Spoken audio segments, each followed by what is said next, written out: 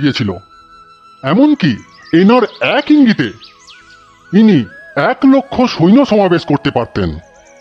হ্যাঁ, আর এনার সময় বাংলায় এক চরম অরাজকতার সৃষ্টি হয়। কেন, কি হয়েছিল স্যার তখন?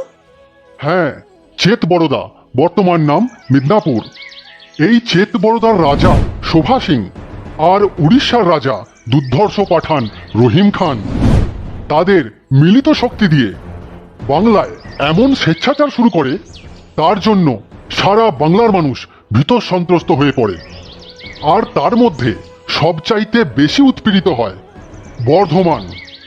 তারা বর্ধমান অবরোধ করে, সেখানকার রাজা রাজকৃষ্ণকেও হত্যা করে এবং তারপর রাজ পরিবারের ওপর অকথ্য অত্যাচার চালায়।